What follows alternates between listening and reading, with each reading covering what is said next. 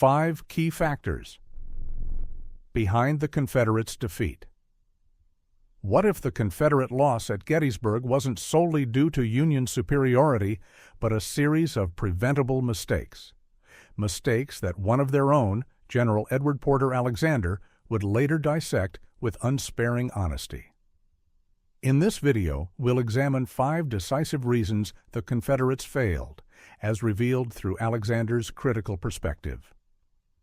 From J.E.B. Stuart's costly disappearance to the chaotic artillery support during Pickett's charge, Alexander's first-hand account exposes how flawed strategy, poor coordination, and reckless gambles shattered the South's ambitions.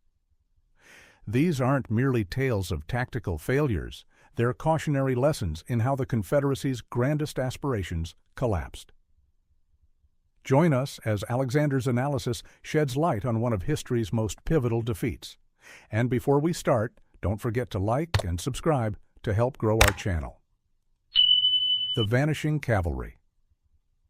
On June 22, 1863, as Confederate forces marched north into Pennsylvania, General Robert E. Lee issued directives to his cavalry leader, J.E.B. Stuart, detailing his expected movements.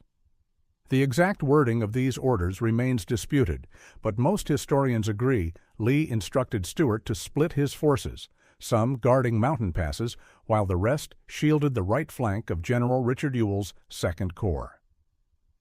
Yet, in a contentious move, Stuart pushed farther east than Lee likely intended, aiming to seize supplies and harass Union operations. This diversion allowed Federal troops to wedge themselves between Stuart's cavalry and the main Confederate army, forcing Stuart into a lengthy detour. He wouldn't rejoin Lee until late on July 2nd, midway through Gettysburg. Stuart's absence crippled Lee during the battle's opening days. Without his cavalry, the Army's scouts, Lee operated blind, lacking crucial intelligence on Union positions. This left him groping in the dark at a decisive moment. Alexander later condemned Stuart's actions as a grave tactical error, arguing that dividing the cavalry violated fundamental military principles. Concentrated strength, he insisted, should have outweighed risky side missions. Had Stuart been present from the start, Alexander believed, the battle might have unfolded differently. Historians largely concur. Stuart's detachment, whether due to his own choices or unclear orders, deprived Lee of a vital tool, one that could have provided the situational awareness needed to secure victory. 2. The Shoe Brigade's fateful misstep. On June 30, 1863, a brigade under General Harry Heth entered Gettysburg on a seemingly minor errand, securing shoes for Confederate troops. With Union forces believed to be miles away, resistance seemed unlikely. But upon arrival, they found Federal cavalry already entrenched. Rather than pressing the attack, Heth withdrew, returning the next morning with his full division and Dorsey Penders in reserve, 12,000 men in total. Yet they faced a prepared enemy, General John Buford's 3,000 cavalrymen, who held their ground just long enough for Union reinforcements to flood in. Soon, 23,000 Federal troops overwhelmed Heth and Pender. Alexander later pinpointed this as another critical blunder. Without Stuart's cavalry to scout ahead, Confederate leadership misjudged Union positions, stumbling into a fight they weren't ready to win. The consequences were irreversible. Stuart's cavalry had always served as Lee's eyes, gathering essential intelligence on Union positions and strength. Without them, Lee marched blind, unaware that he was sending 2 divisions straight into the path of 2 Union corps and a cavalry division. Alexander later argued that with proper reconnaissance, Lee would never have allowed such a disastrous engagement to occur.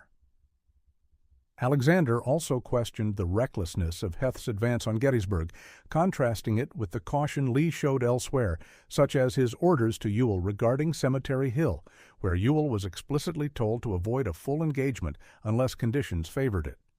That same prudence, Alexander insisted, should have applied to Heth's mission.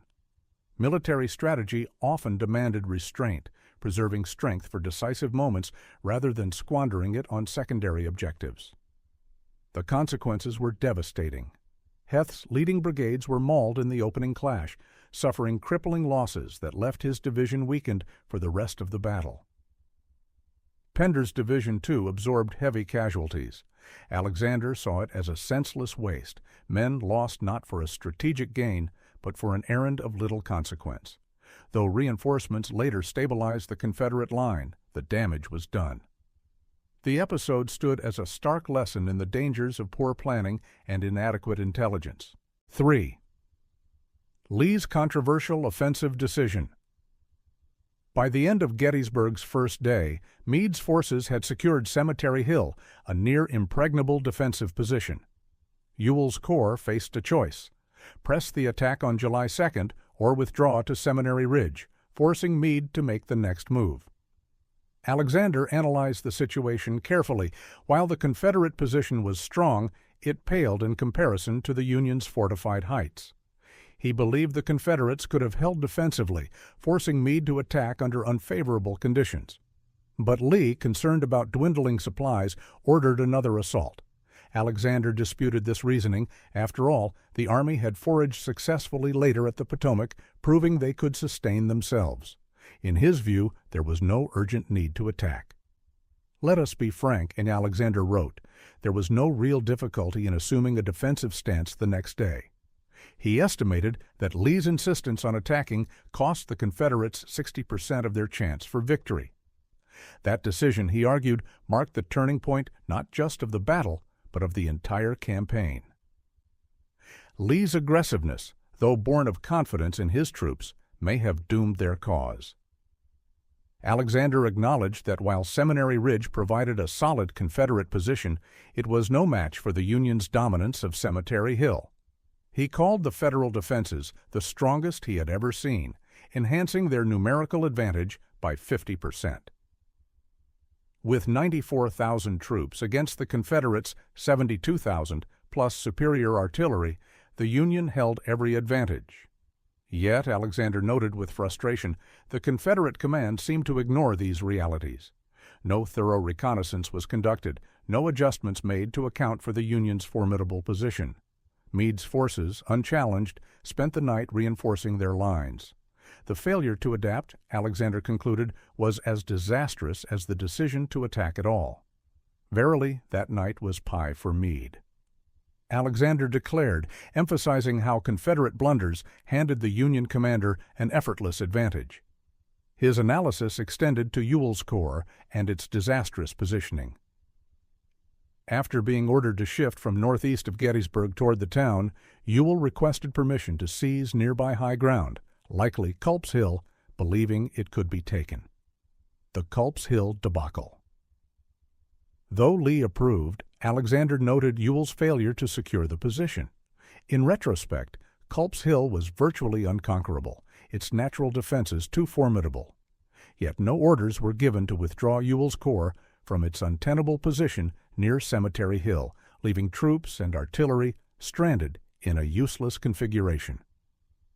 There was no reasonable chance of Ewell accomplishing anything from that location, Alexander wrote, condemning how an entire corps was effectively paralyzed during the battle's climax.